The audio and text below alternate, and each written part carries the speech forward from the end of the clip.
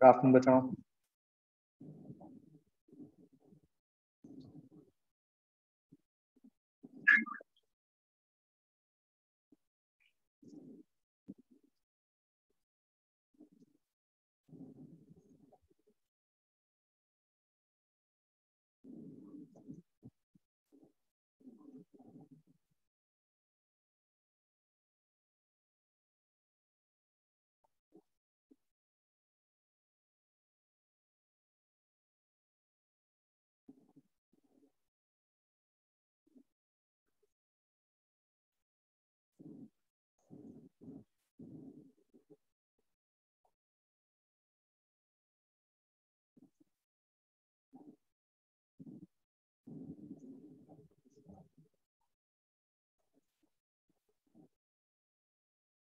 हाँ जी बच्चों, तो आपका बच्चों जो जो अभी मतलब नेक्स्ट मतलब एक संडे टेस्ट तो आपका अभी 11 को है।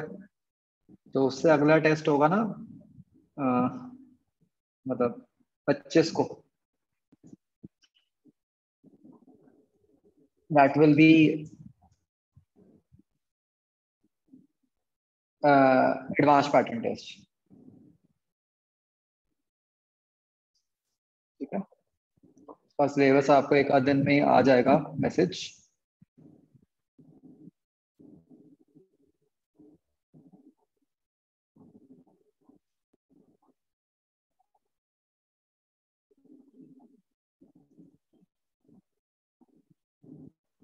मैं दोबारा बता रहा हूँ, जो आपका एक टेस्ट तो आपका जो संडे को है अभी 11th को, वो है। और एक टेस्ट आपका जो उसका नेक्स्ट जो ड्यू टेस्ट है, जो 25 जुलाई को हो गया।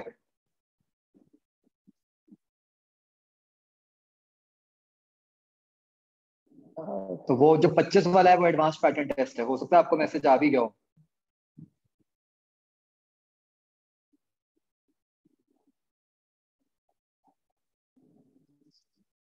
ठीक है, तो आ गया है सिलेबस। तो that is advance pattern test. तो स्टार्ट प्रिपेयरिंग। दूसरी बात बच्चों, 25 के बाद आपकी शफलिंग होएगी।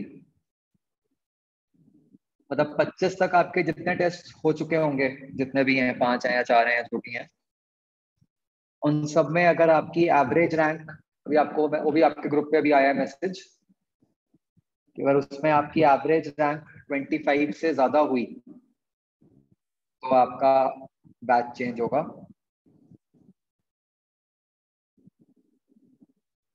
तो प्रिपेयर अकॉर्डिंगली। मेरे अकॉर्डिंग तो वैसे उसकी बिल्कुल कोई चिंता नहीं करनी चाहिए, कोई फर्क नहीं पड़ता उससे। आपने देखा ही है, बाकी लोगों के भी तो रैंक्स आ ही रहे हैं जो इस बैच में नहीं थे, तो उससे कोई फर्क नहीं पड़ता। और एक बैच के बिल्कुल एंड में होने से अच्छा होता है कि दूसरे बैच के टॉप पे हो, उस पे हमेशा आप पे भी कॉन्फिडेंस ज्यादा रहता है और आप टीचर के भी फोकस में रहते हो। अदरवाइज अगर आप एक बैच के एंड में होते हो तो ये एक हार्ड रियलिटी है कि आप मतलब इग्नोर ही होगे हमेशा। Anyways, prepare accordingly.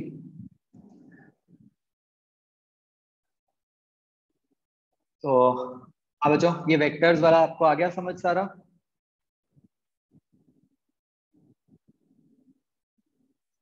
कुछ भी doubt?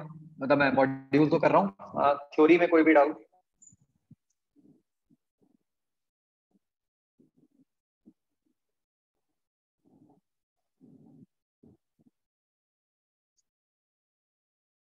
Okay.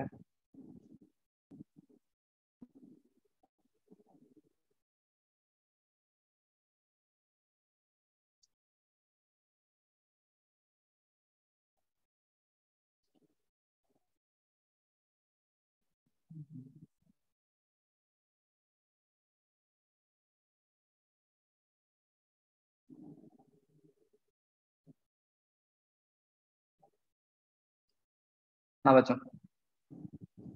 Exercise 0 F part.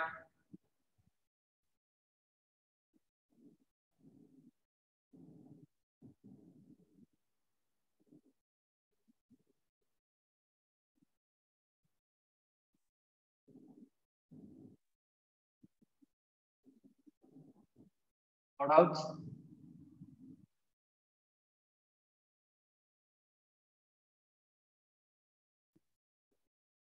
G part.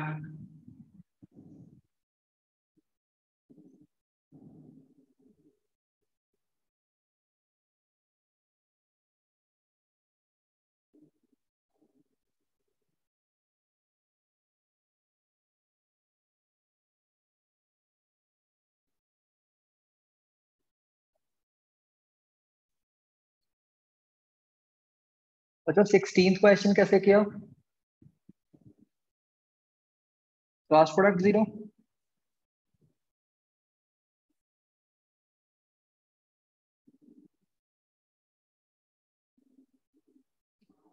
ठीक है सर, एक्सरसाइज वन थी। हाँ एक्सरसाइज वन बच्चों कोई डाउट नहीं है एफ जी पार्ट्स में?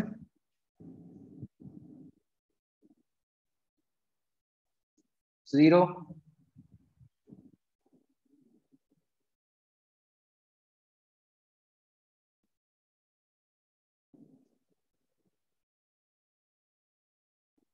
एक मिनट चलो, जीरो में कोई डाउट है? एफ और जी पार्ट्स।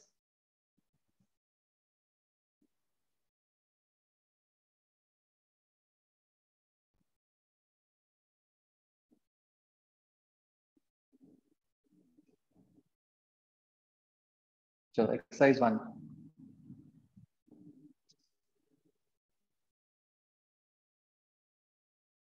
हाँ जी एक्सरसाइज वन एफ पार्ट।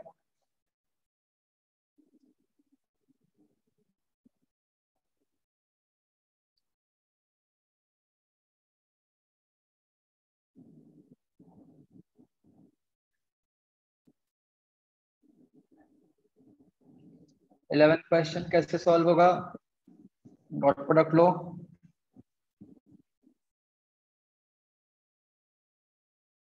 आपका बन गया बच्चों A dot A minus A dot B plus A dot B minus B dot B is equal to zero. ये तो कट गई बीच वाली terms. What is a dot A? A into cos zero, मतलब ए स्क्वायर। ये बन गया A square minus B square is equal to zero. तो मतलब ए अपॉन बी क्या बन गया? One.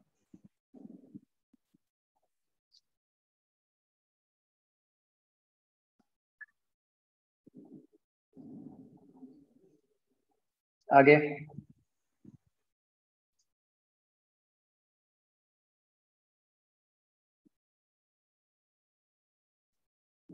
Done. G part get out.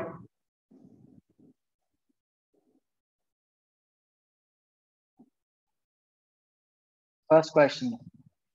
हाँ जी, ये लॉज क्या होते हैं बच्चों? ये आपने पहले पढ़े होंगे मैथ्स में। ये कम्यूटेटिव एसोसिएटिव डिस्ट्रीब्यूटिव लॉज क्या होते हैं?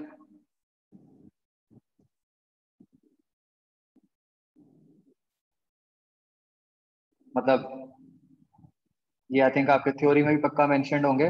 एक तो ये होता है कि A plus B is equal to B plus A. एक होता है A into B is equal to B into A.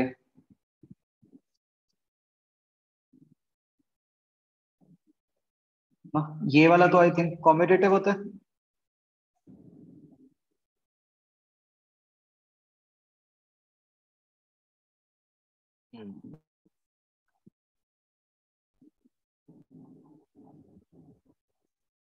Theory पढ़ते नहीं हो आप अभी भी? What is associative? ये मतलब थोड़ा सा डिफरेंट कि जैसे आप तीन नंबर्स को ऐड कर रहे हो तो A plus B plus C is equal to A plus B plus C. This is associative.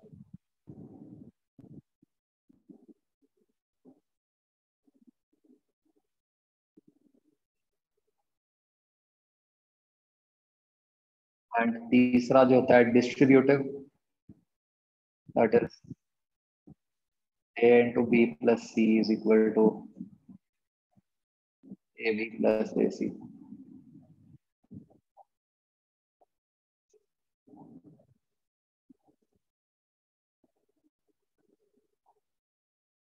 तो इसका आंसर क्या बनेगा फर्स्ट का?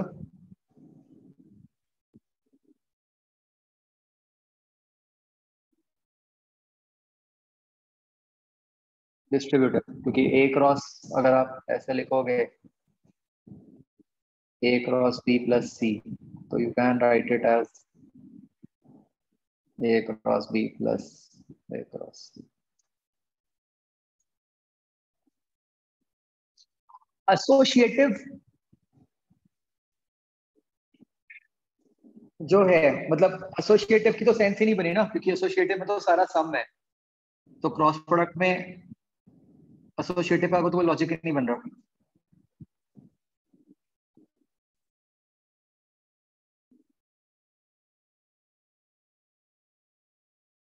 प्रूफ करना हो वो तो फिर ये कि आई कैप जे कैप के कैप लेके कुछ जनरल लेके आप प्रूफ कर सकते हैं।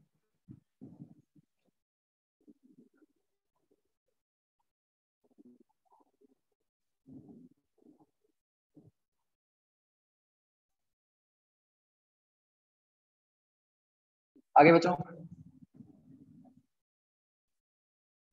Seventh question, a vector having zero magnitude can have a direction, correct? If A cross B is zero, then either A or B or both must have zero magnitude. ये गलत हो गया क्योंकि एंगल भी zero हो सकता है ना? तो B is false. Component of a vector is a vector, correct? D all of above. गलत हो ही गया, राइट? तो B false है। आंसर डी गिवन है।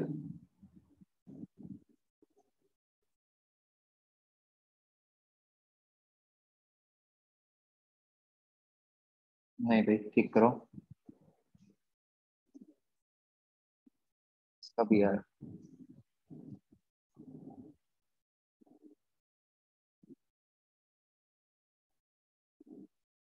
आगे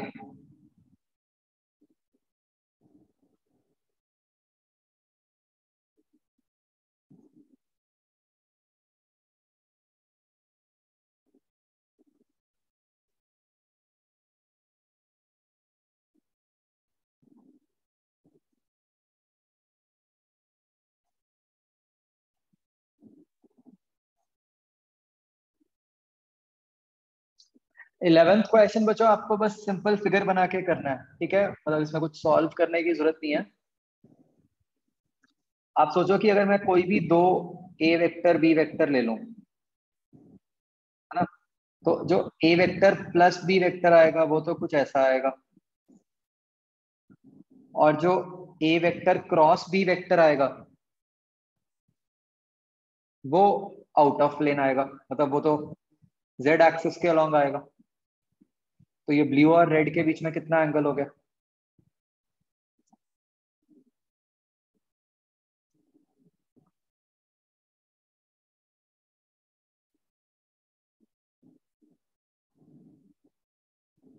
ठीक है जी।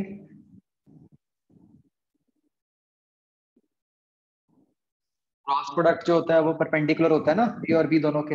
अगर आप ए और बी पे अपना वो पाम रूल लगाओगे तो पाम आउट ऑफ प्लेन नहीं पॉइंट कर रहा होगा आपकी तरफ।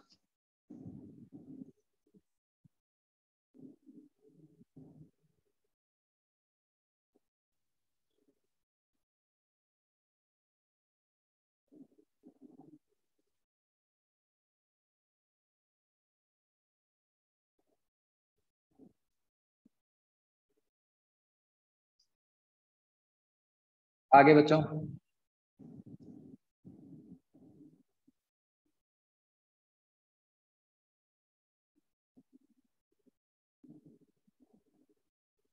डन।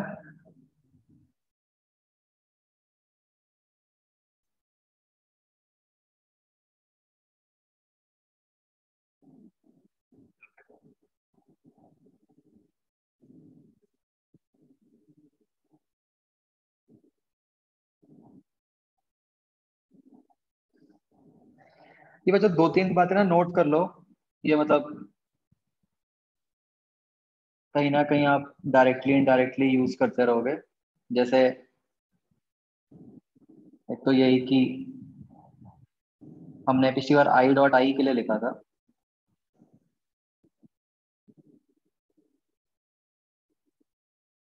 ए डॉट ए क्या बन गया, सिंपली ए स्क्वायर।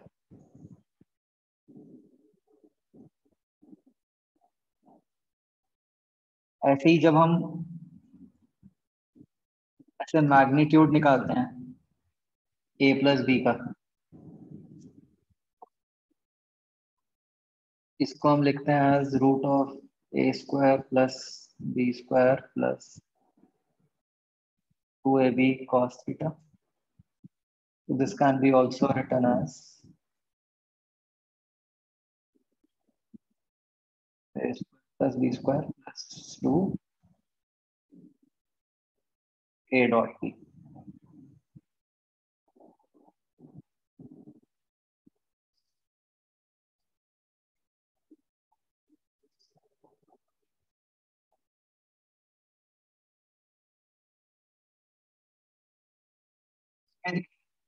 और एक बच्चों, दो वेक्टर्स को पैरेलल करने का ना एक शॉर्टकट मेथड होता है, वो आयुष अभी आगे आना था, वो जो आप पूछ रहे थे कि अभी तक आप कैसे कर रहे थे।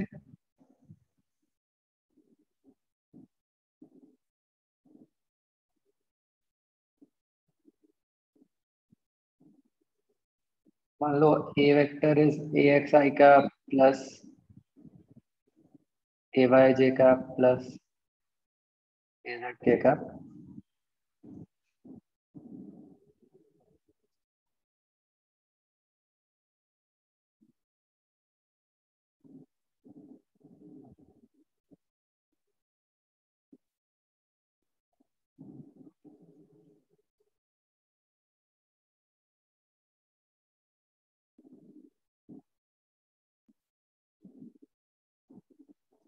ठीक है, तो अभी आपने क्या क्या तरीका सीखा था कि अगर ए बी के पैरेलल है तो इसका मतलब हम क्रॉस प्रोडक्ट जीरो कर दें, है ना। एंड बच्चों आपने एक बात देखी होगी कि क्रॉस प्रोडक्ट लेना थोड़ा सा तो मुश्किल होता है कंपेयर टू डॉट प्रोडक्ट, है ना, क्योंकि डॉट प्रोडक्ट तो आसान है कि सीधा आई डॉट आई कर दो, जे डॉट जे कर दो। यहाँ पे टर्म्स ज्यादा बनती हैं। दूसरा तरीका क्या है, आप सोचो।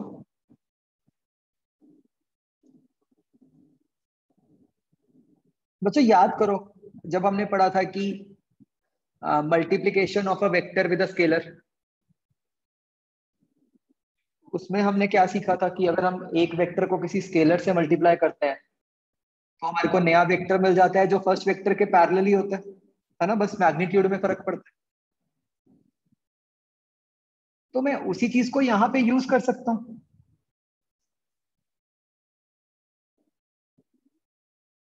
कि अगर ए वेक्टर बी वेक्टर के पैरेलल है, इसका मतलब डेफिनेटली जो ए वेक्टर है वो कुछ स्केलर टाइम्स बी वेक्टर होगा।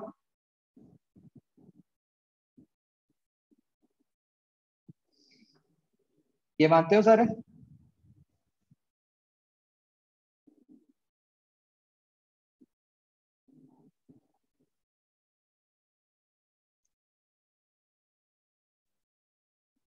है ना, तो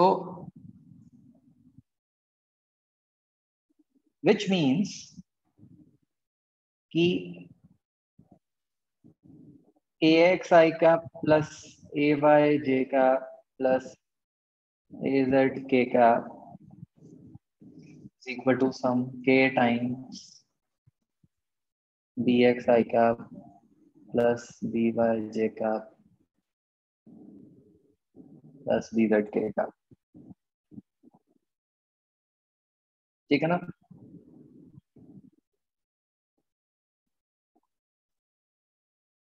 तो अब देखो बच्चों, अब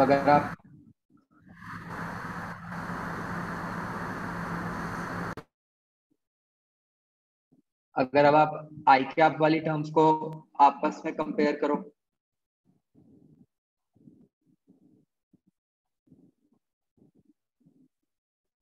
what do you get?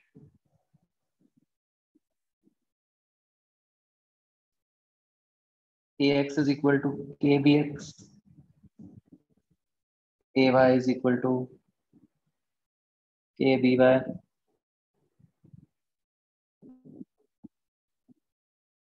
az is equal to kbz. In other words,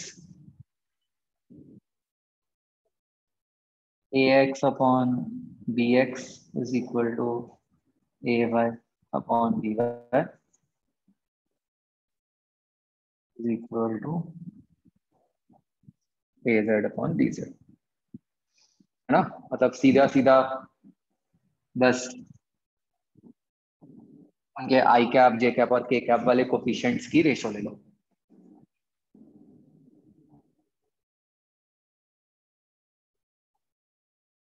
तो ये बन गया आसान तरीका, देखो।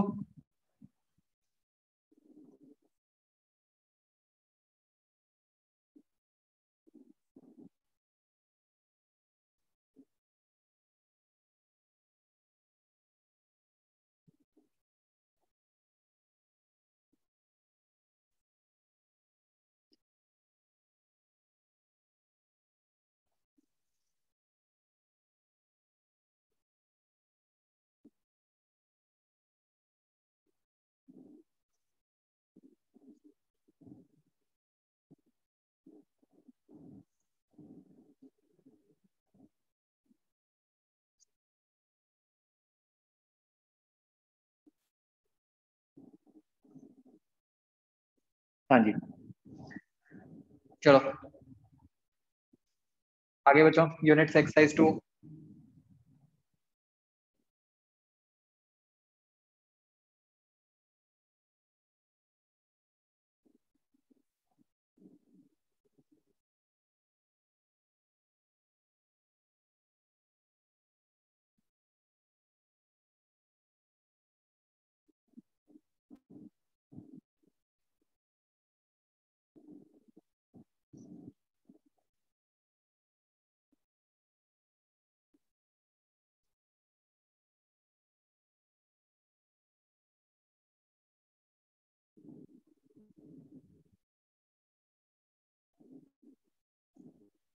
8th question, choose the wrong statements.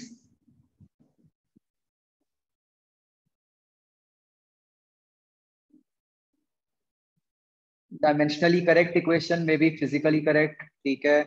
Dimensionally correct equation में भी फिजिकली इनकरेक्ट, ये भी ठीक है।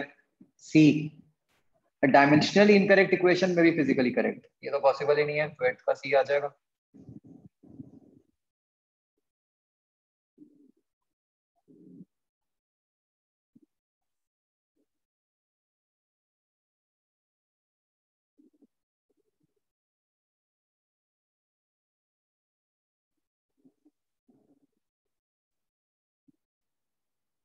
डी तो ठीक ही है कि जो डायमेंशनली इनकरेक्ट है वो फिजिकली इनकरेक्ट तो होएगी।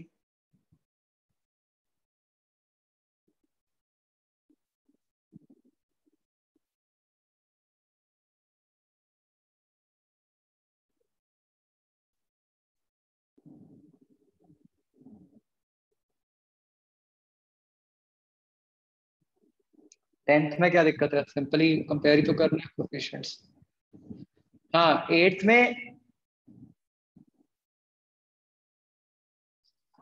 वो थोड़ा लैंग्वेज का चक्कर है कि आप कहोगे कि डी ऑप्शन जो है वो मतलब मे बी फिजिकली इनकरेक्ट लिखा है, मतलब मस्ट होना चाहिए था वहां पे, राइट?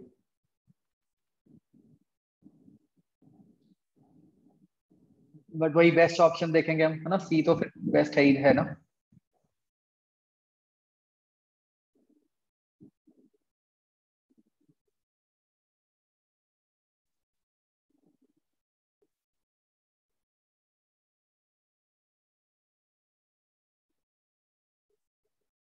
12th क्वेश्चन में क्या दिक्कत है?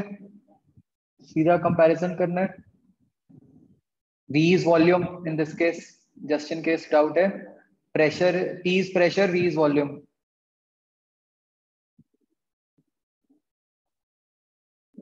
and dyne क्या होता है? CGS unit of force।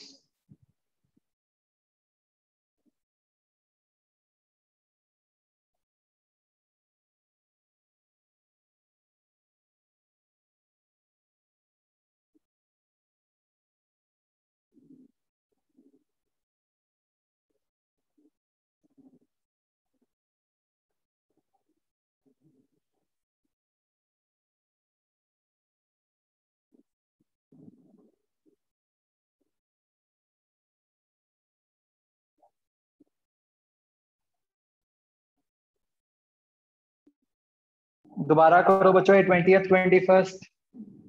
अब हाँ, 20th इस तरीके से बना हुआ है क्वेश्चन कि सी जो ए बी अपॉन सी आता है वो डायमेंशनलेस आ रहा होगा, राइट? तो ये जान के डाला हुआ है क्वेश्चन। देखो, आपको नहीं पता स्ट्रेन क्या होता है, बट आपको बाकी तीन के डायमेंशन तो पता है। तो एलिमिनेशन से तो आपको पता ही है ना कि डी आंसर होगा। जैसे मैंने आपको पहले बोला था कि इस तरीके के क्वेश्चंस आ सकते हैं जहां पे कुछ अननोन लिखा हो, बट बाय एलिमिनेशन आपको पता है कि भाई वही आंसर बनेगा।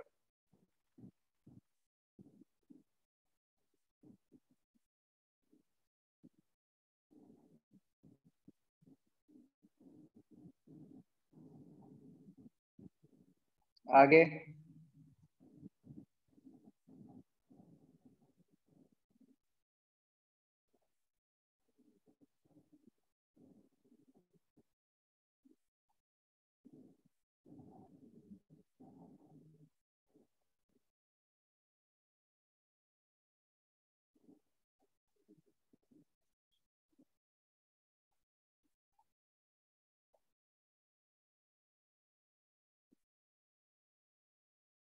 थर्टी सिक्स में साइंटिफिक नोटेशन में लिखो, आ जाएगा उससे।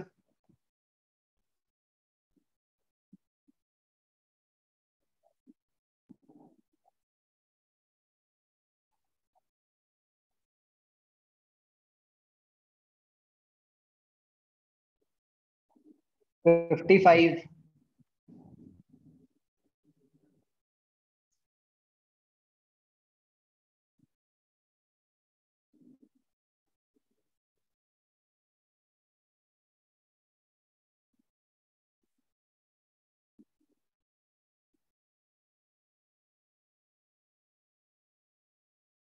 फर्स्ट स्टेटमेंट 50.14 सेंटीमीटर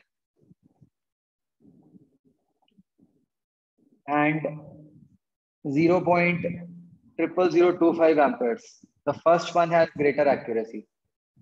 तो मुझे ध्यान से सोच के बताना ये स्टेटमेंट ट्रू है या फॉल्स। फर्स्ट स्टेटमेंट, एक्यूरेसी की डेफिनेशन को याद करो और मुझे उसके अकॉर्डिंग बताओ कि फर्स्ट स्टेटमेंट इज ट्रू और फॉल्स।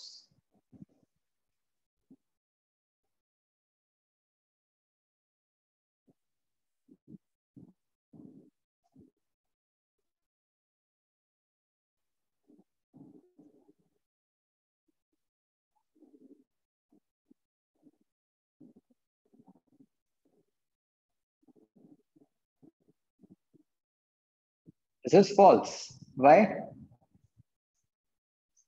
कि एक्यूरेसी तो इस पे डिपेंड करती है कि आपका आंसर एक्चुअल आंसर के कितना पास है। अब आपको अगर 50.14 दिया है, आपको क्या पता कि एक्चुअली क्या होना चाहिए था मेजरमेंट? तो आप इसकी एक्यूरेसी पे तो कोई कमेंट ही नहीं कर सकते,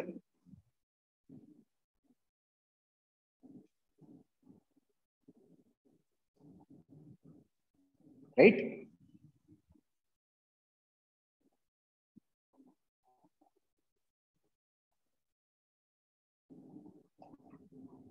ये बात समझ आई सबको?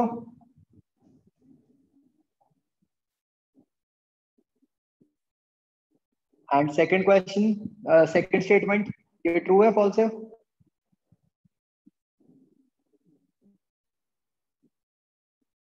दिस इज ट्रू, है ना? क्योंकि जब आप मीटर्स को किलोमीटर्स में कन्वर्ट करोगे,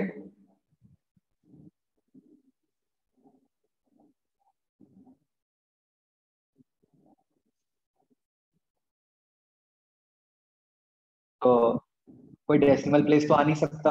मतलब जब आप ऐड करोगे अभी तो वो 478.397 किलोमीटर लिखोगे, लेकिन जब उसको राउंड ऑफ करोगे तो वो 478 ही आ जाएगा। तो सेकंड स्टेटमेंट इज करेक्ट।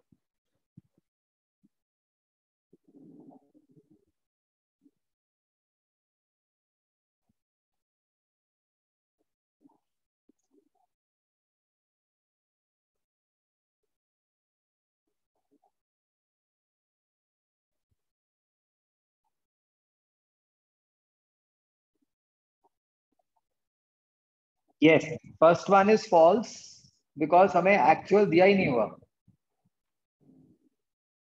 हम कैसे कंपेयर करें एक्यूरेसी?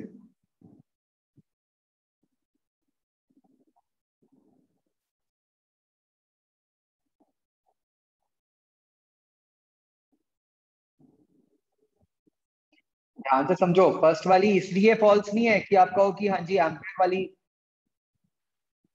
ज्यादा एक्यूरेट थी।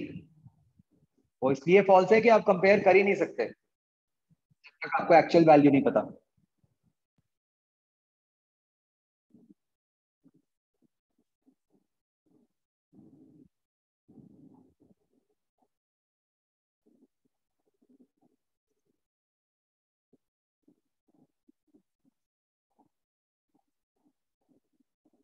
आगे।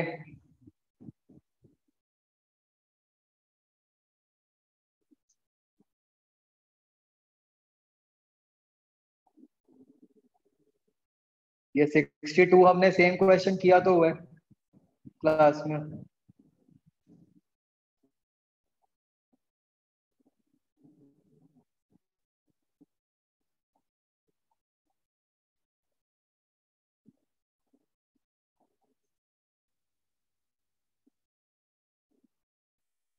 याद करो, ये किया नहीं हुआ आपने?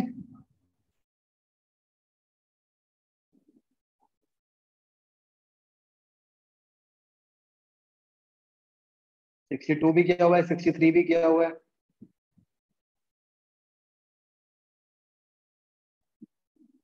और कोई?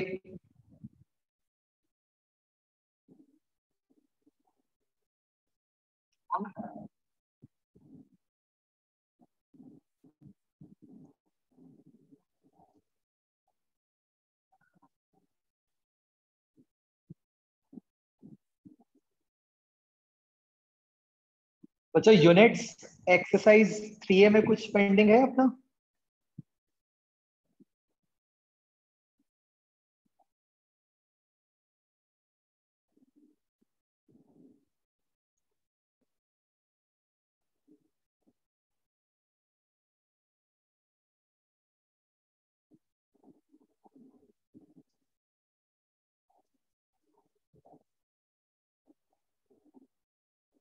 ठीक है। तो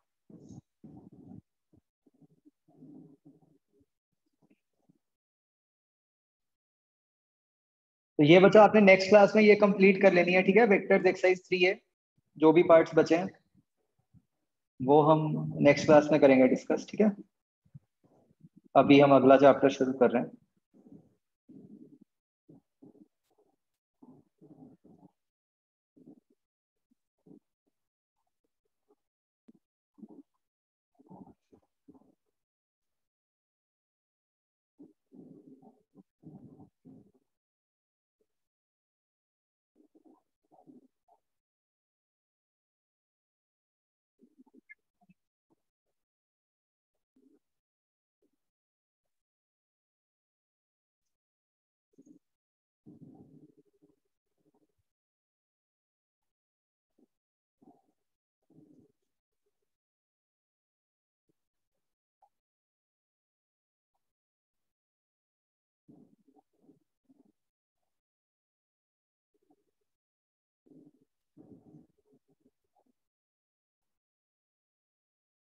मतलब इनफैक्ट वेक्टर्स की तो पूरी कंप्लीट कर लेना, 3A नहीं, सारी बच्चों।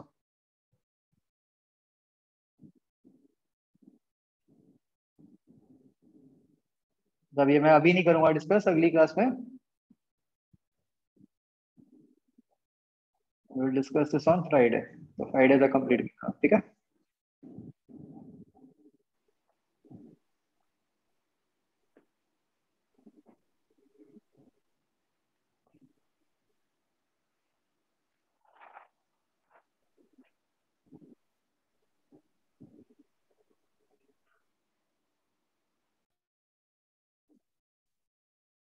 ओके, तो बच्चों we will start with the next chapter which is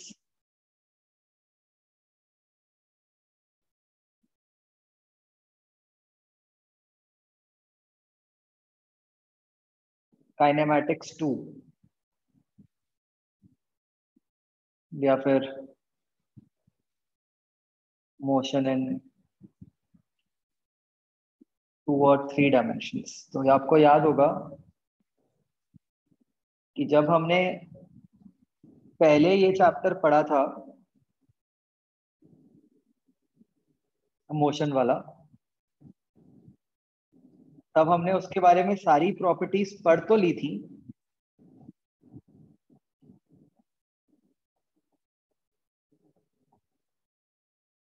लेकिन हमने तब एक बेसिक, मतलब जो हमने केसेस किए थे उन सारे केसेस में हमेशा ऐसा होता था कि जो हमारी मोशन होती थी वो एक स्ट्रेट लाइन के अलॉन्ग ही होती थी,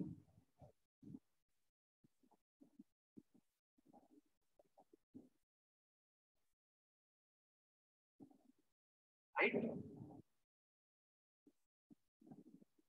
इस चैप्टर में हमने पढ़ना वही सारा कुछ है, वही सारी प्रॉपर्टीज है, ठीक है।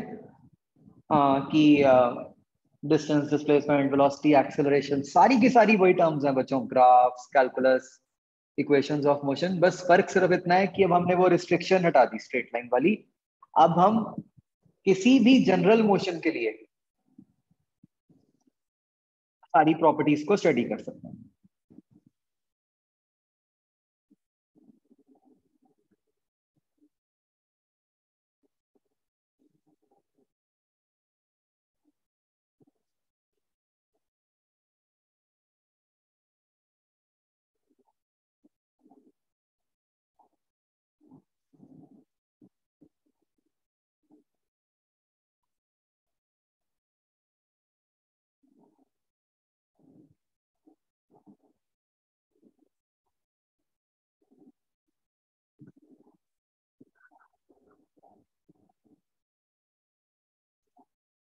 ठीक है। और हम देखेंगे कि इसके अंदर हमारे को वेक्टर्स बहुत हेल्प करेंगे।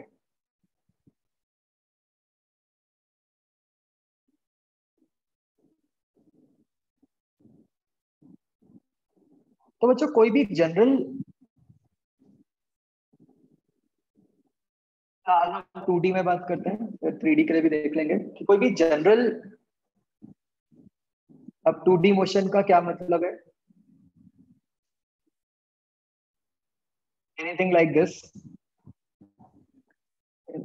जहां पे मतलब पार्टिकल का एक्स कोऑर्डिनेट भी चेंज कर रहा है और वाई कोऑर्डिनेट भी चेंज कर रहा है, राइट। आपको याद होगा कि पहले जब हम पढ़ते थे स्ट्रेट लाइन मोशन, तो हम हमेशा क्या मान लेते थे कि भाई मोशन या तो एक्स एक्सिस के अलॉन्ग है, या फिर वर्टिकल वाली मोशन भी पढ़ी जहां पे हमने मान लिया कि मोशन वाई एक्सिस के अलॉन्ग है। तो मतलब एक टाइम पे एक ही कोऑर्डिनेट चेंज हो रहा होता था, या एक्स या वाई, इजंट इट। तो बच्चों ये आपकी ना बहुत अच्छी रिवीजन भी हो जाएगी फर्स्ट चैप्टर की, क्योंकि सारा कुछ सबने सेम ही बात करनी है, इनफैक्ट उससे मतलब हायर लेवल पे बात करनी है। तो मतलब यूज सारा कुछ वही है। तो तो कोई जनरल 2D मोशन का मतलब है कि जहां पे पार्टिकल के एक्स और वाई कोऑर्डिनेट्स दोनों टाइम के साथ चेंज कर रहे हैं।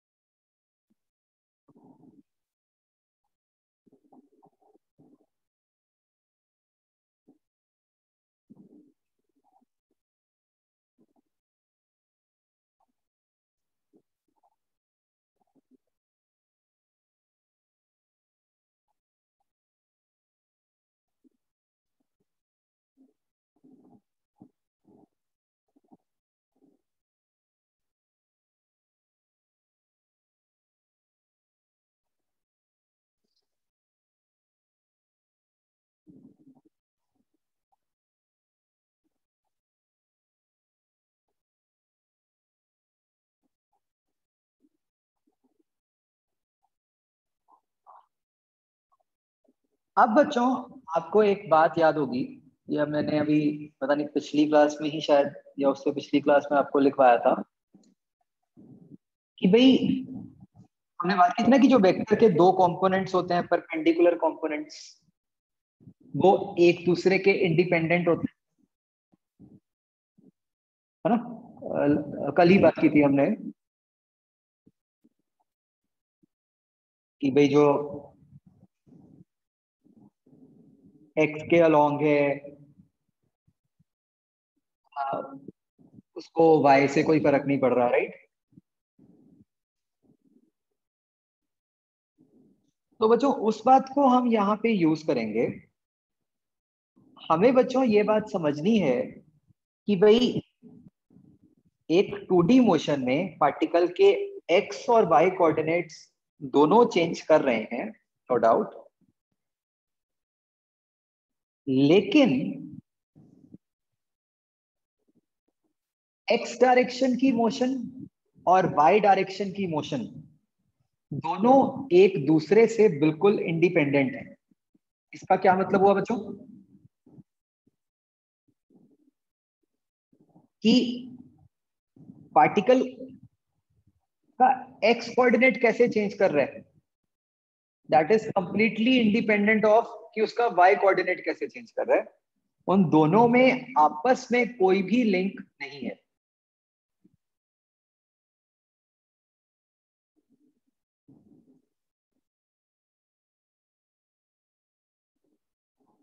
ये बात बच्चों समझ आ रही है।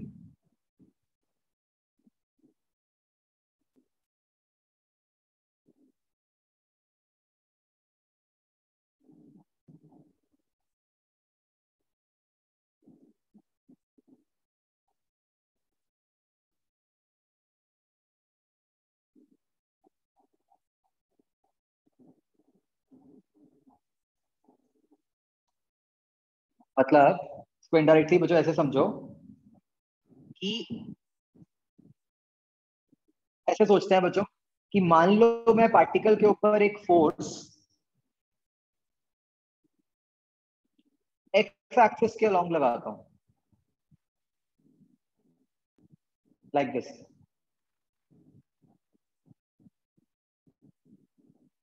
तो क्या इस फोर्स से पार्टिकल के वाई कोऑर्डिनेट पे कोई इफेक्ट आएगा? नहीं, है ना। जो इफेक्ट आना है वो इसके एक्स कोऑर्डिनेट पे आएगा।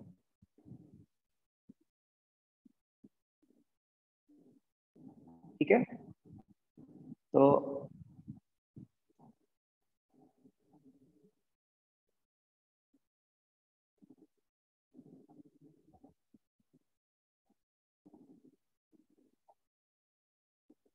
ये बहुत इंपॉर्टेंट हमारे पास एक बात आ जाती है कि the motion along y is completely independent of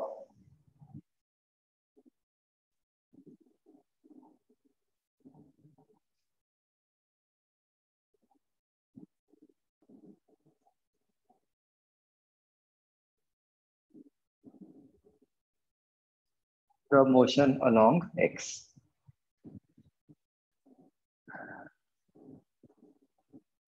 इन दोनों मोशंस का आपस में कोई भी लिंक नहीं होता।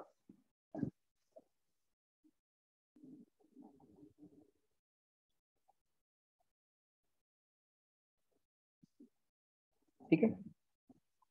इस बात को बच्चों हम आगे और डिटेल में भी समझेंगे।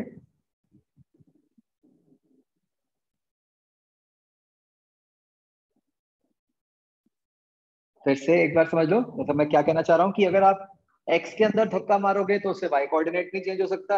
अगर आप वाई के अंदर धक्का मारोगे तो उससे एक्स कोऑर्डिनेट नहीं चेंज हो सकता।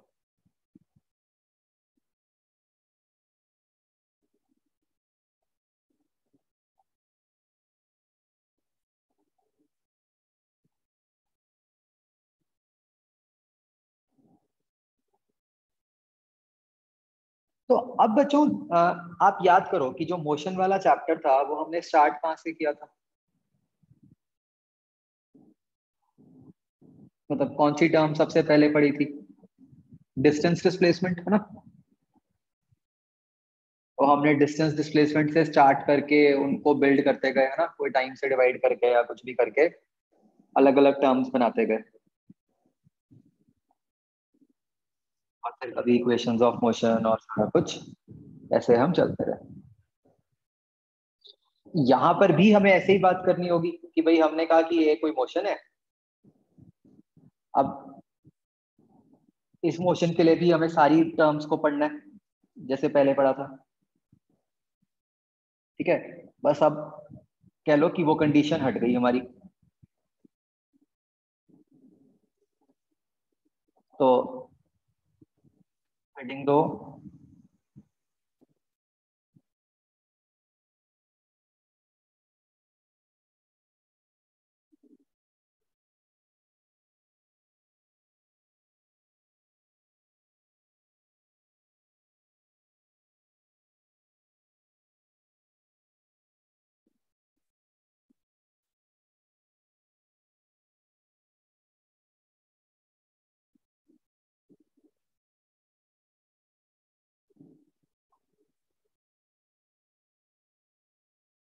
तो बच्चों जैसे हमने मतलब 1D में बनाई थी टर्म्स, बिल्कुल वैसे ही हम 2D में बनाएंगे।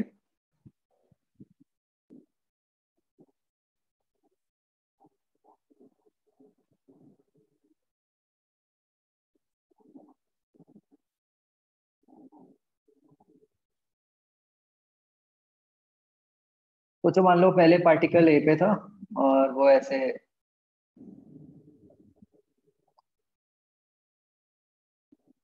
कुछ मूव करता करता बी पे पहुंच गया।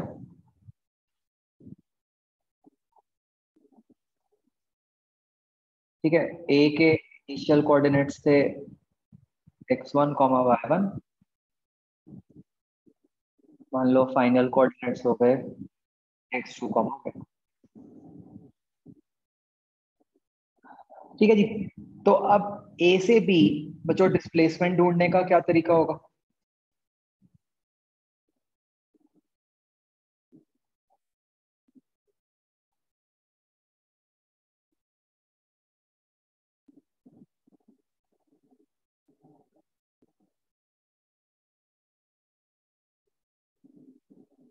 कैसे ढूंढते हैं बच्चों डिस्प्लेसमेंट? मतलब मेथड क्या होता है? मुझे आंसर नहीं चाहिए, मैं मेथड पूछ रहा हूँ।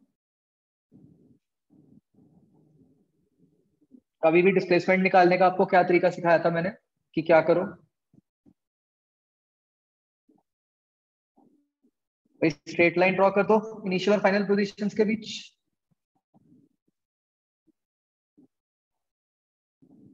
है ना। तो ये मान लो मैंने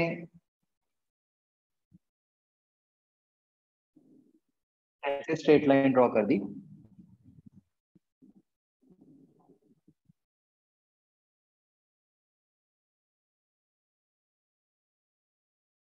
this is the displacement.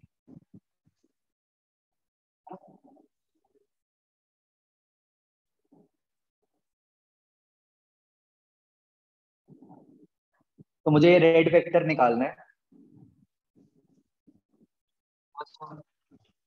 I take help of vectors.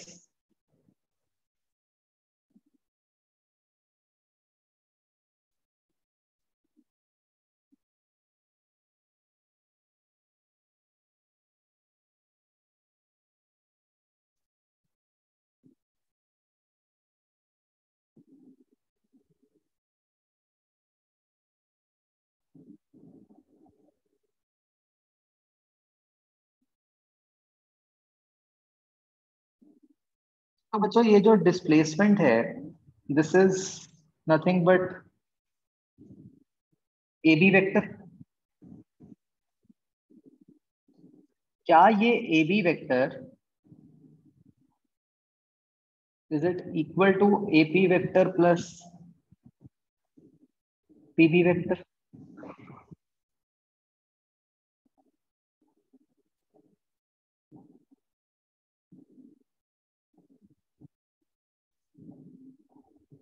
बताओ बच्चों, है ना। अब ये एपी वेक्टर क्या है बच्चों?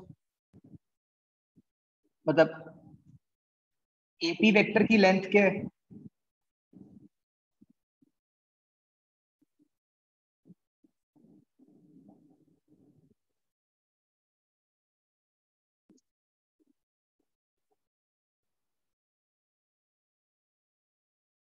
x2 minus x1।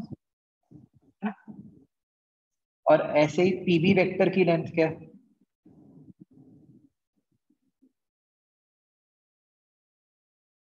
y2 minus y1।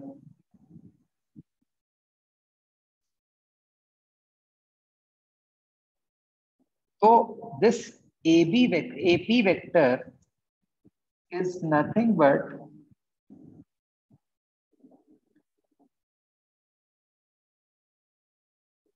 x2 minus x1 I cap. And what is PB vector?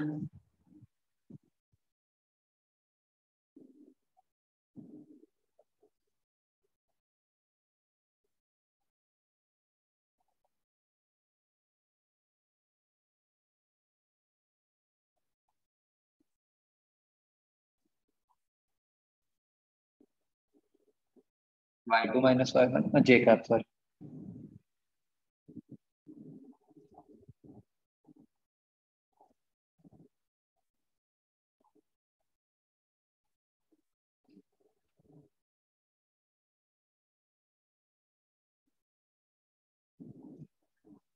Right. तो बच्चों ये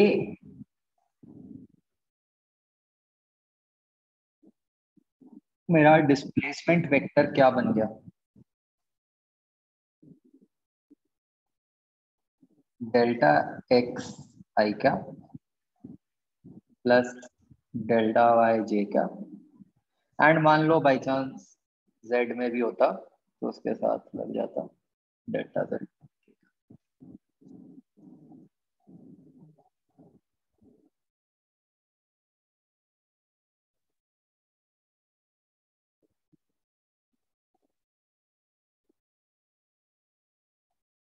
बच्चों सबसे पहले तो ये बताओ, ये रिजल्ट समझ आ गया कैसे आया?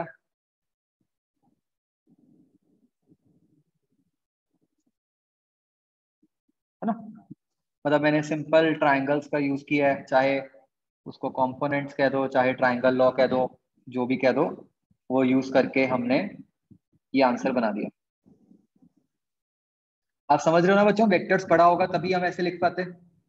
आई कैप जे कैप भी यूज किया हमने, कंपोनेंट्स का भी यूज किया।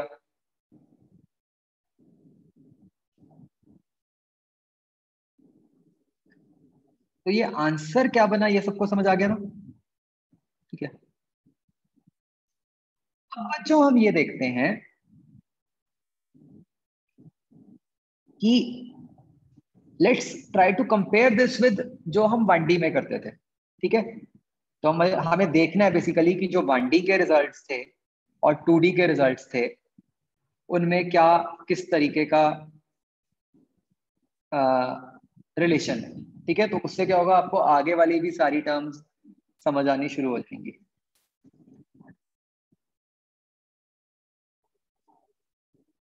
बच्चों याद करो, मैंने आपको 1D मोशन में लिखवाया था कि जो डिस्प्लेसमेंट होती है दैट इज डेल्टा एक्स।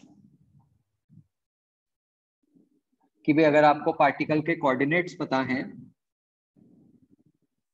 तो हम उसकी डिस्प्लेसमेंट सीधा लिख सकते हैं यूजिंग डेल्टा एक्स। याद है बच्चों?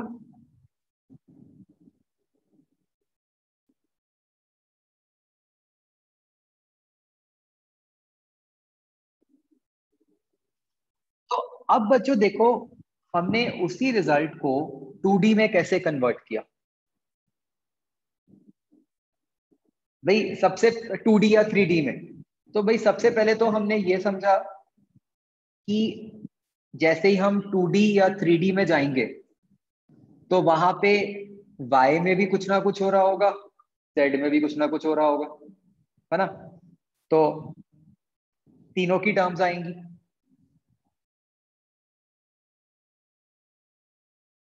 दूसरी बात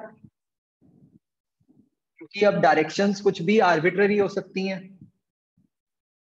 तो इसका मतलब हमें वेक्टर्स का भी यूज करना ही करना है। ठीक है, तो हमने लेफ्ट हैंड साइड वाली क्वांटिटी को, जिसको हम 1D मोशन में तो सिंपली एस लिख देते थे, ऑल्दो हम कहते यही थे कि वो वेक्टर है, लेकिन हम उसको लिख ऐसे ही देते थे। सबसे पहले तो उसको अब वेक्टर लगा के हमने डिनोट करना शुरू कर दिया, राइट। तो हमारे लेफ्ट हैंड साइड पे क्या डिफरेंस आया है? लेफ्ट हैंड साइड पे तो ये डिफरेंस आया है बस, कि जो क्वांटिटी है अब उसके ऊपर हमने वेक्टर का सिंबल लगाना शुरू कर दिया। अब भाई हमारे राइट हैंड साइड पे क्या डिफरेंस आया देखो। तो राइट हैंड साइड पे जो हम पहले सिर्फ डेल्टा एक्स लगा के काम चला देते थे, क्योंकि हमें तब पता ही था कि भाई जो डिस्प्लेसमेंट हुई है वो एक्स के अलोंग ही हुई है, अब हमने उसको एक्सप्लिसिटली उसके आगे आई कैप लगा दिया कि पता चल जाए कि भाई एक्स एक्सिस के अलोंग डेल्टा एक्स डिस्प्लेसमेंट हुई है, और साथ में हमने वाई एक्सिस और जेड एक्सिस वाली डिस्प्लेसमेंट्स को भी इंक्लूड कर दिया कि भाई वाई एक्सिस के अलोंग जो हुई वो डेल्टा वाई जे कैप हो गई, और एक्स एक्सिस जो जेड एक्सिस के अलोंग हुई वो डेल्टा जेड के कैप। क्या ये बात समझ आ रही है बच्चों? तो राइट हैंड साइड पे हम क्या करेंगे कि हम उसको तीनों डायरेक्शंस के लिए लिख देंगे और सबके साथ आई कैप जे कैप के कैप लगा देंगे। Is this thing clear?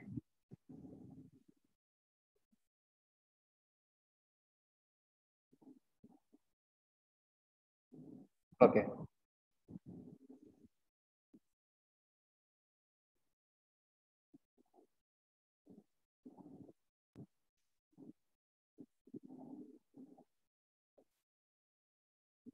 तो ये हो गई हमारी फर्स्ट टर्म डिस्प्लेसमेंट।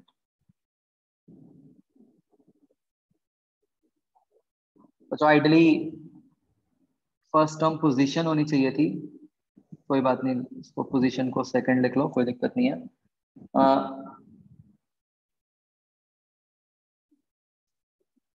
कि भाई मान लो पार्टिकल किसी पॉइंट ए पे है, having coordinates x comma Y.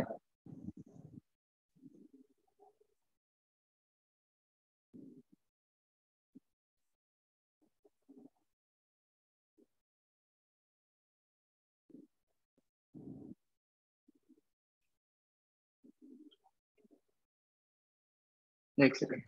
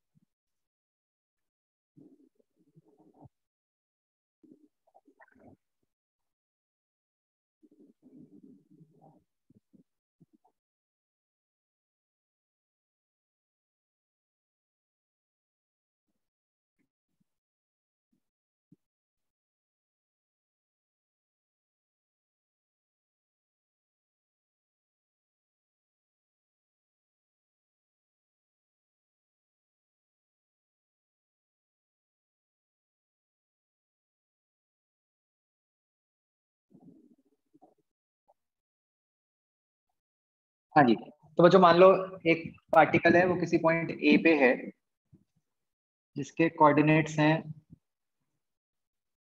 X comma Y.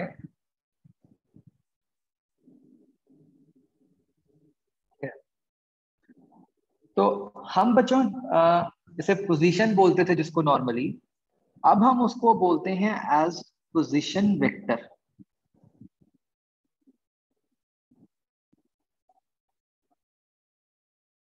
तो पोजीशन वेक्टर का मतलब होता है बच्चों एक ऐसा वेक्टर जो ओरिजिन से किसी पार्टिकल की पोजीशन बताता है।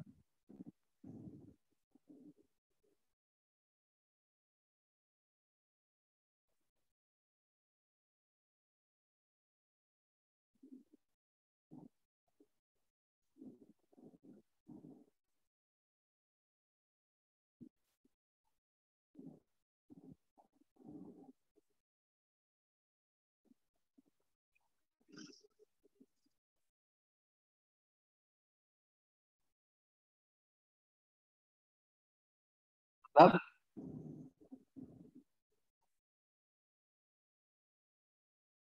ओ ए वेक्टर, मतलब एक ऐसा वेक्टर जो ओ से ए तक जा रहा है।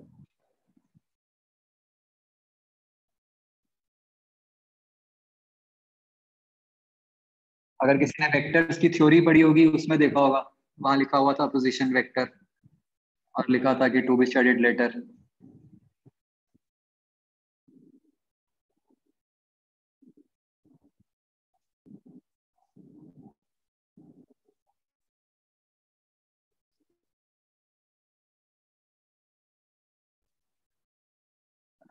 तो ये बच्चों, इसको हम डिनोट करते हैं जनरली आर वेक्टर से।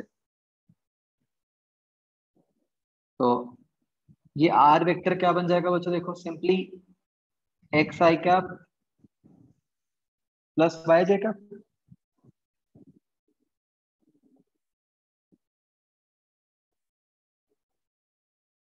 है ना। आप देखो बच्चों, फिर वही टेक्निक, जो एक्स में था उसके साथ आई कैप लगा दिया, जो वाई में था उसके साथ जे कैप लगा दिया राइट हैंड साइड पे।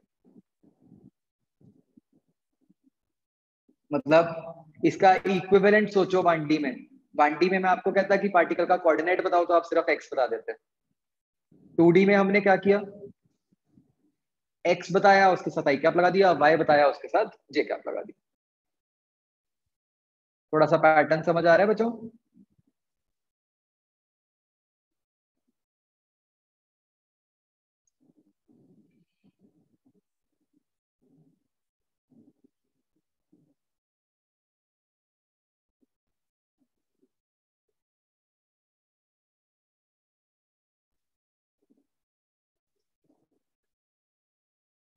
Okay.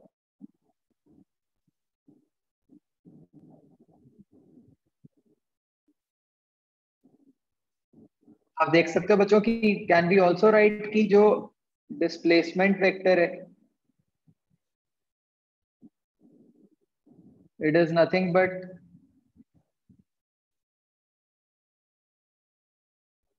R2 vector minus R1 vector,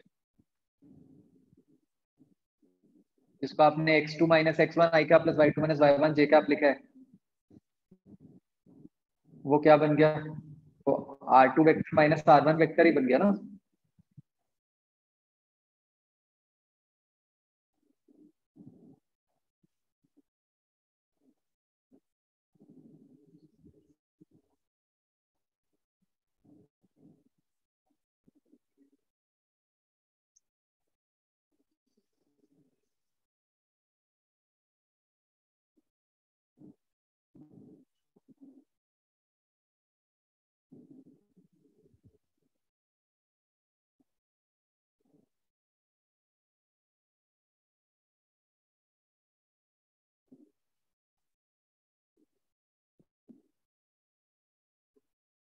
तो हम कोऑर्डिनेट्स ऐड नहीं कर रहे बच्चों, मैंने ये नहीं कहा कि एक्स और वाई कोऑर्डिनेट्स ऐड कर दो। मैंने क्या कहा है, एक्स के साथ आई कैप लिख दो, वाई के साथ जे कैप लिख दो।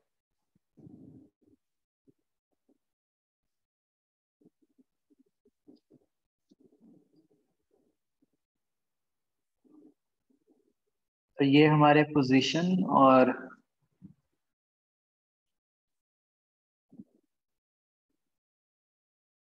डिस्प्लेसमेंट डिफाइन हो गए। आगे वाला काम तो बच्चों आसान ही हो जाता है।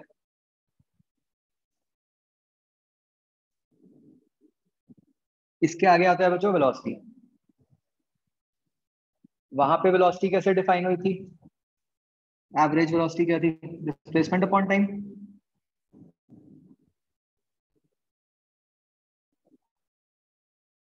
ठीक है, तो अब हम वेक्टर लगाएंगे।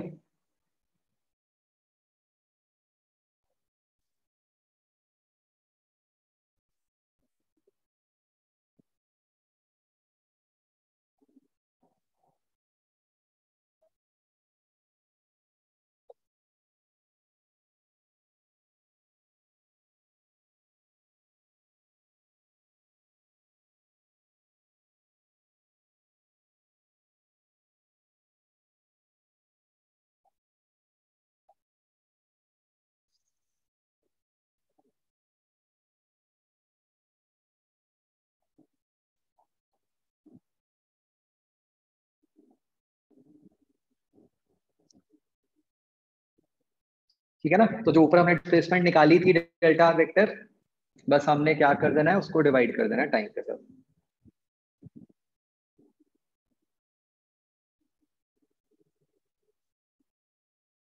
है ना बच्चों? एंड अगेन समझने के लिए इसका मतलब क्या हुआ?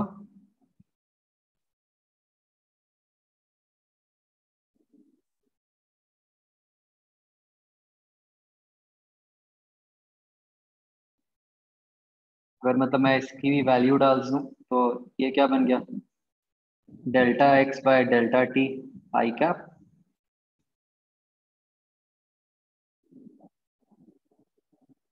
Plus delta y by delta T.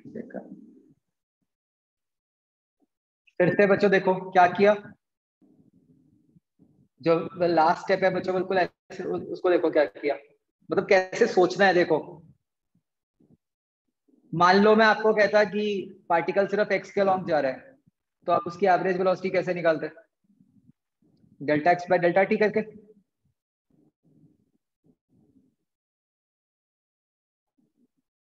Yes और नो? आप मान लो मैं आपको कहता कि पार्टिकल सिर्फ वाई के अलॉन्ग जा रहा है, तो आप उसकी एवरेज वेलोसिटी कैसे निकालते? Delta y by delta t करके।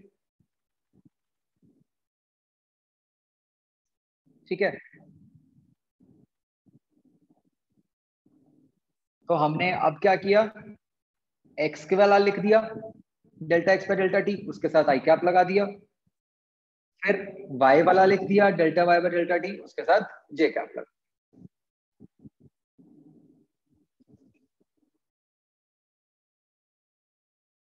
तो इन अदर वर्ड्स बच्चों देखो, पैटर्न फिर से क्या है कि जो कुछ हम पहले सिर्फ एक्स के लिए कर रहे थे या सिर्फ वाई के लिए कर रहे थे, अब हमें क्या करना है?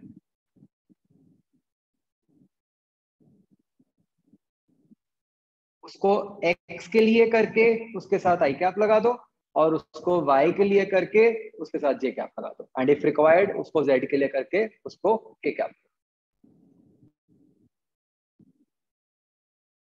ठीक है, मतलब इसको आप ऐसे भी याद रख सकते हो कि जब हम कहते हैं ना कि मतलब काइनेमैटिक्स टू, उसका मतलब क्या है कि basically you have to apply kinematics one two times, है ना?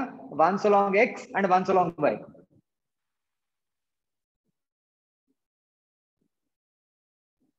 ये बात समझ आ रही है बच्चों?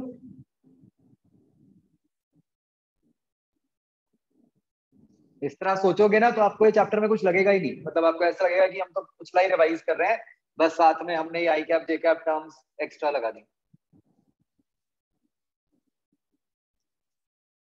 ऐसे ही बच्चों मुझे सोच के बताओ,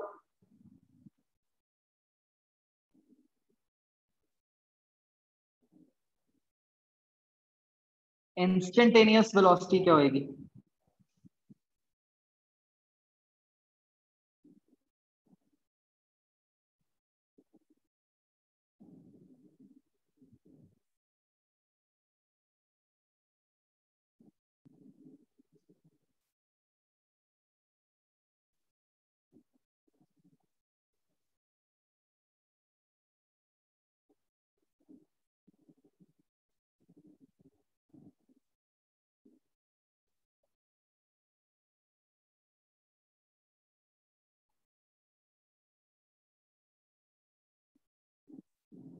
यस, तो बहुत आसान है राइट।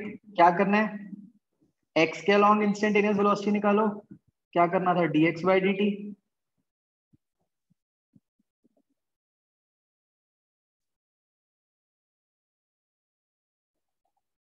आई के अलॉन्ग निकालो, वो हो गया dy बाई dt, उसके साथ जे कैप लगा दो।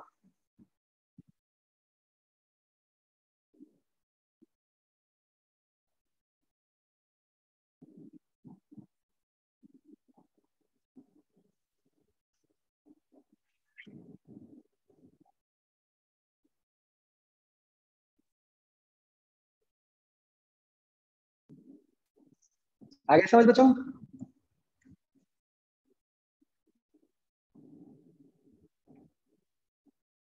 तो बच्चों आई थिंक अब आपको ये भी समझ आएगा कि क्यों इस तरीके से आपके चैप्टर्स की सीक्वेंस रखी गई थी, है ना, कि पहले वन किया, फिर वेक्टर्स किया, और फिर हम काइनेमैटिक्स टू कर रहे हैं, जो कि नॉर्मल से तो थोड़ी डिफरेंट है। नॉर्मली मतलब जैसे बुक्स में पहले वेक्टर्स दिया होता है, फिर काइनेमैटिक्स वन टू आता है ना, कि भाई मैथमेटिकल टूल सारे इकट्ठे दे दिए। तो ये सीक्वेंस क्यों रखी गई है इस तरह, कि मतलब आपको समझ आए कि कैसे वेक्टर्स की हेल्प से आपने अपनी एग्जिस्टिंग नॉलेज को ही बढ़ा लिया, है ना, कि आप अपनी सेम नॉलेज को अब और ज्यादा केसेस के लिए यूज कर सकते हो।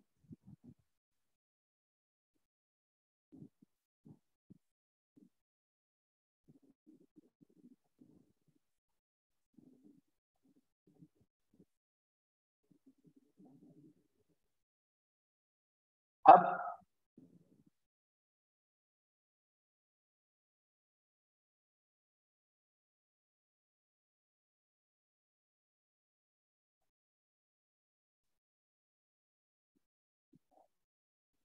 फोर्थ है बच्चों स्पीड।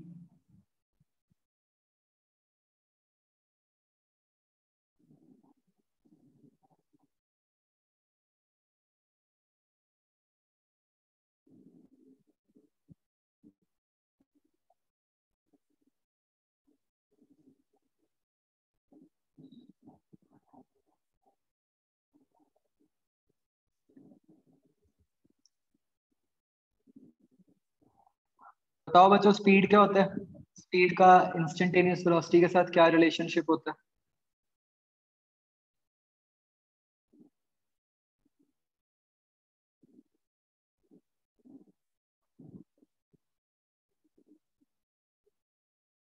मैं मतलब इंस्टेंटेनियस स्पीड की बात कर रहा हूँ मुझे, जस्ट टू बी क्लियर।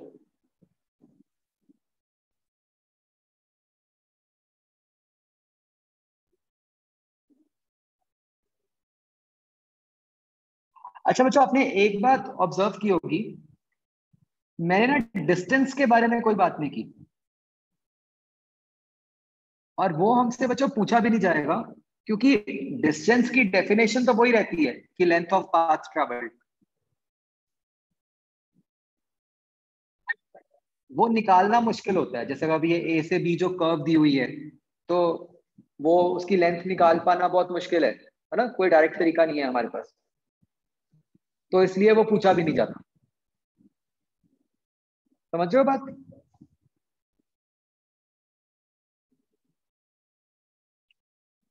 बाकी चीजें निकाली जा सकती हैं, इसलिए हम उनका लिखी जा रहे हैं सारा कुछ। हाँ जी। तो भाई इंस्टेंटेनियस स्पीड क्या होती है।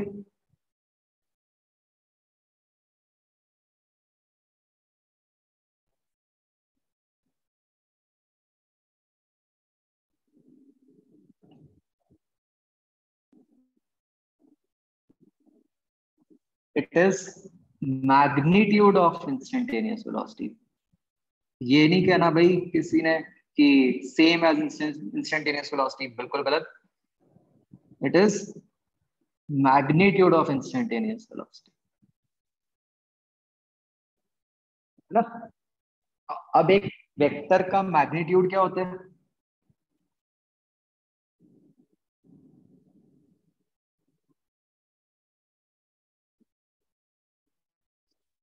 मतलब निकालते कैसे हैं वेक्टर का मैग्नीट्यूड। जैसे जो ऊपर मैंने वी इंस्टेंटेनियस वेक्टर लिखा हुआ है उसका मैग्नीट्यूड कैसे निकलेगा?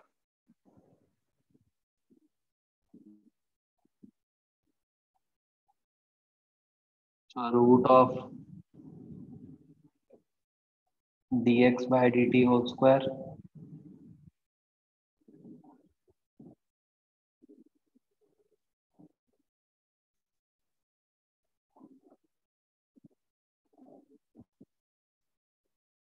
समझ गए हो जो?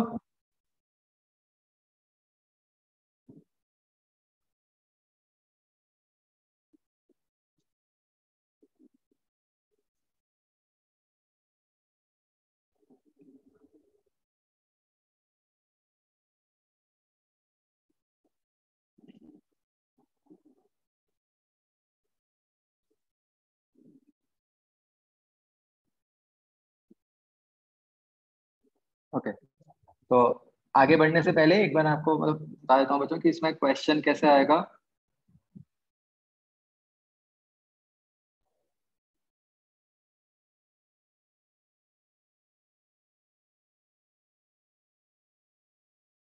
आपको ऐसे दिया होगा x is equal to 40,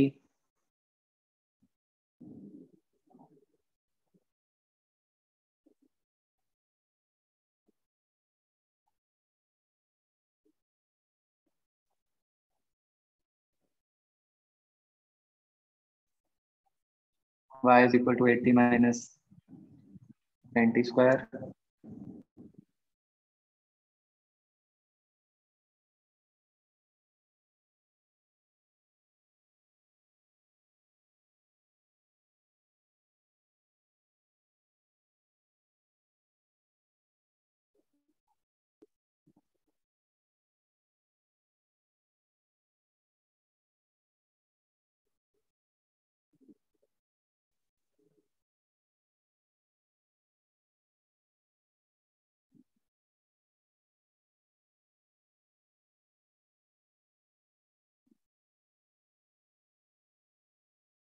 average velocity between t equal to 2 and t equal to 4।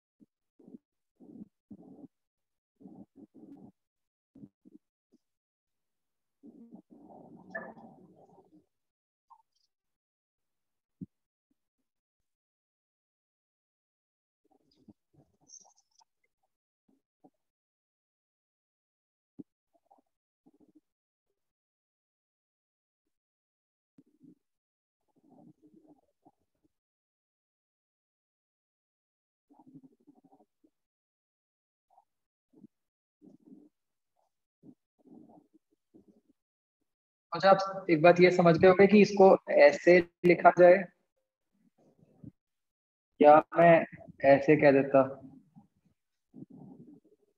कि R is equal to 4P i cap plus 8T minus 20 square J cap. It is one and the same.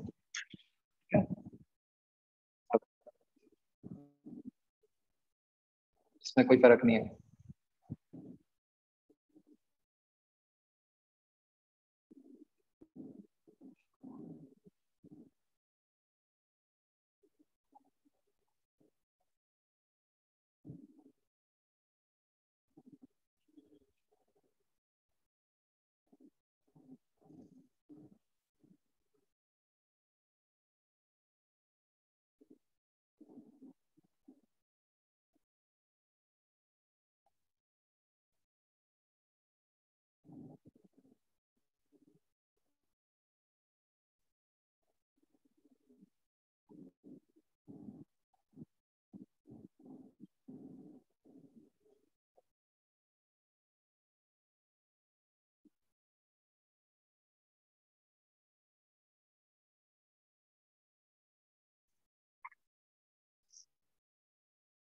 चलो बच्चों, इसको ना करना complete घर पे, next time करेंगे discuss.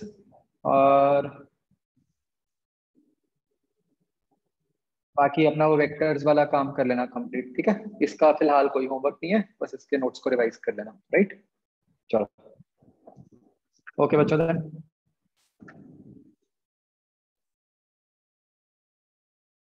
Bye.